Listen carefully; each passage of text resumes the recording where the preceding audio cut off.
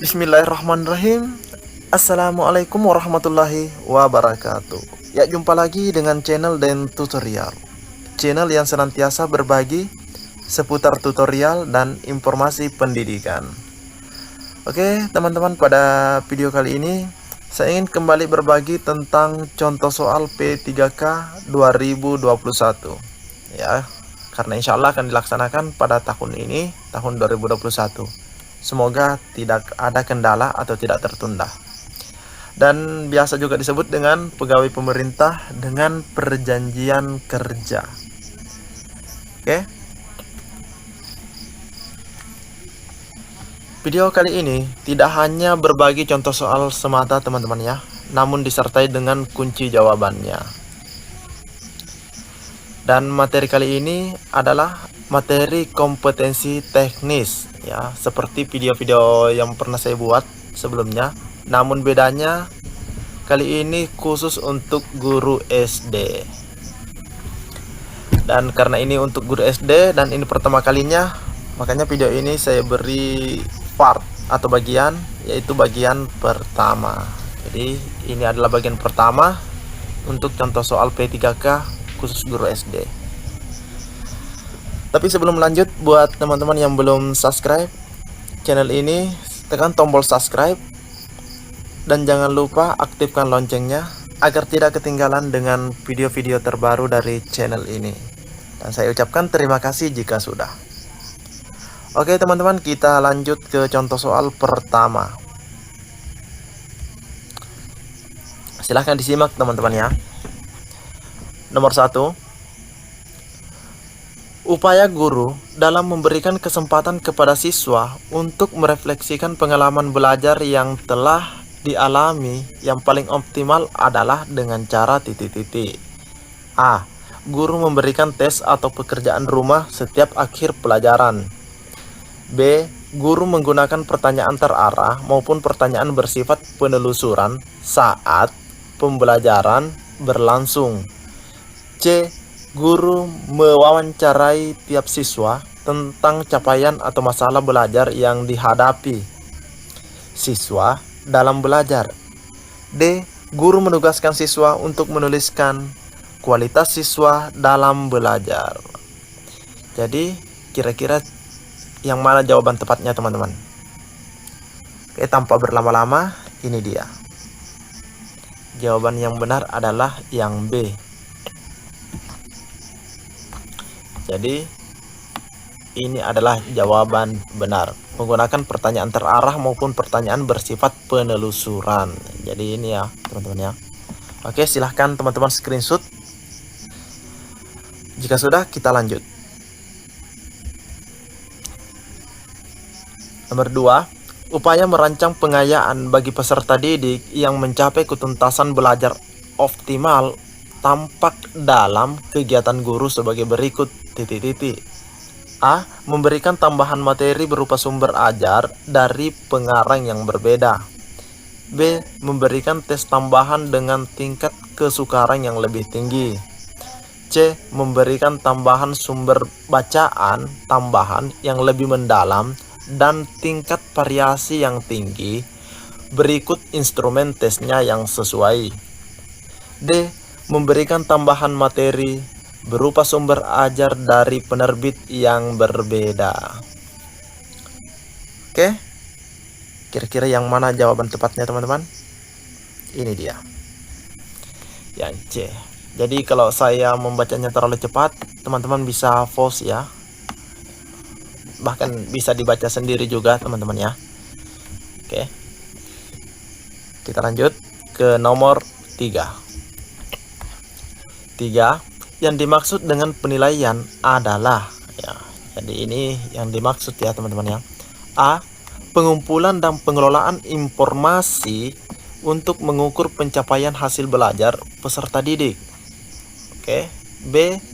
Proses yang dilakukan untuk mengambil keputusan berdasarkan evaluasi. C. Membandingkan hasil pengamatan dengan suatu kriteria. D. Proses interaksi antara peserta didik dan pendidik. Ini pendidik ya, peserta didik dengan pendidik. Oke, tanpa berlama-lama, kita cek sama-sama jawabannya. Jawaban yang tepat adalah yang A. Pengumpulan dan pengolahan informasi untuk mengukur pencapaian hasil belajar peserta didik. Ya, mungkin ada juga bisa memilih ya yang B ini, proses yang dilakukan untuk mengambil keputusan berdasarkan evaluasi.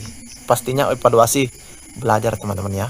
Namun berdasarkan jawaban ini adalah jawaban yang tepat.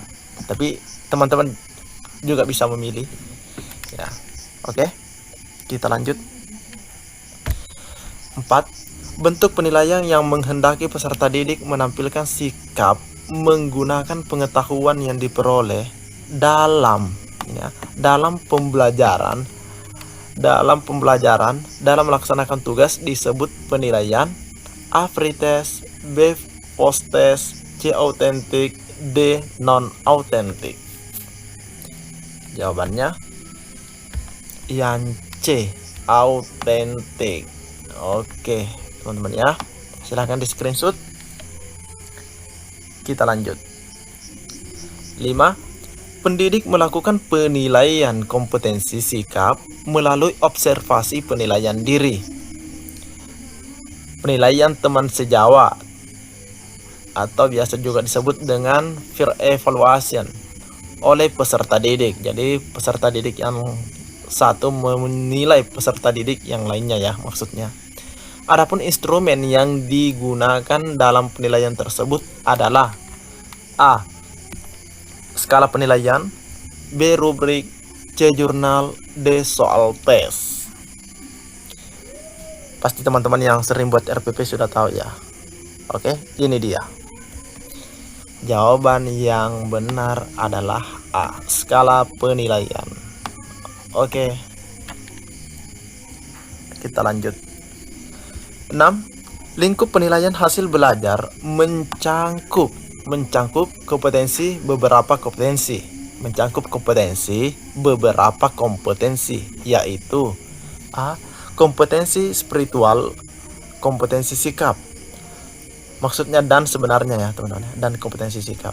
B. kompetensi inti dan kompetensi dasar, kompetensi sikap spiritual, kompetensi sikap sosial, kompetensi keterampilan, dan kompetensi pengetahuan.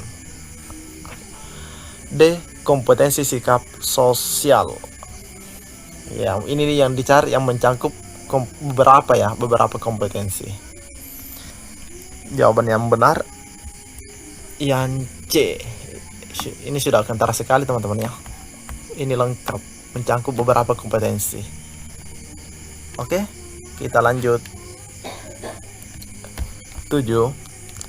Aspek yang dinilai dalam pembelajaran matematika sebagai berikut, kecuali A. pemahaman konsep, B. menggunakan grafik, C. melakukan prosedur, D. pemecahan masalah dan sikap.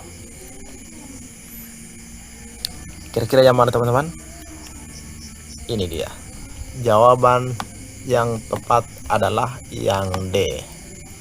Tapi jika teman-teman memiliki jawaban yang berbeda atau jawaban lain, silahkan isi di kolom komentar agar teman yang lain bisa juga melihatnya. Oke, kita lanjut. 8. Konsep menyodorkan berbagai situasi kepada siswa dan mendorong siswa untuk menyelidiki, mencari jawabannya adalah konsep dan strategi. A. just cover learning, B. inductive learning, C. inquiry learning, D. cooperative learning. Kira-kira yang mana? Jawaban yang benar adalah yang C, inquiry learning. Oke, silahkan teman-teman screenshot. Kita lanjut. 9. Guru membentuk kelompok belajar dan memberikan tugas kepada setiap kelompok. Setiap anggota dari suatu kelompok memberikan tugas dan fungsi tertentu, sehingga jika salah satu tidak menjalankan tugasnya, maka pekerjaan kelompok tersebut tidak dapat terselesaikan. Wah, berarti ini harus kerjasama ya. betul-betul kerjasama. Karakteristik dari strategi pembelajaran tersebut adalah A. Tugas kelompok, B. Diskusi kelompok kecil, C. Pengajaran langsung atau direct teaching, D. Belajar kooperatif atau cooperative learning. Nah, ini jawabannya kentara banget teman-teman ya. Kita lihat sama-sama jawabannya. Yang A, otomatis tugas kelompok.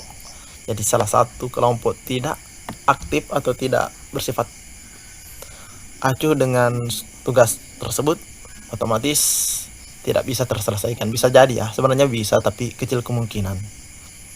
Oke, kita lanjut. 10. Teknologi informasi dan komunikasi dalam pembelajaran memiliki 3 fungsi utama. Ini 3 fungsi utama teman-teman ya, yang digunakan dalam kegiatan pembelajaran kecuali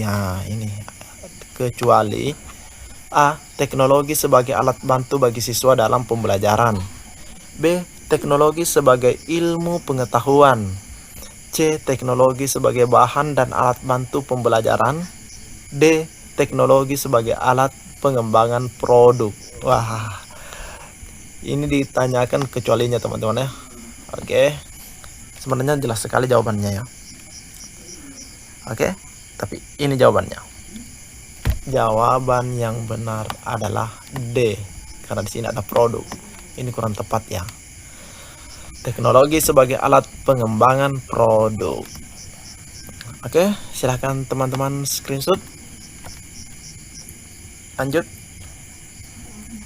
Oke, ternyata tadi adalah soal terakhir teman-teman ya. Nantikan video selanjutnya di channel Dan Tutorial, dan saya meminta maaf jika terdapat kesalahan atau kekurangan dalam video ini. Dan jangan lupa di-share ke teman-teman yang lain, karena berbagi itu indah. Dan saya ucapkan terima kasih yang sebanyak-banyaknya karena teman-teman sudah menonton video ini. Oke, nantikan video-video selanjutnya. Assalamualaikum warahmatullahi wabarakatuh.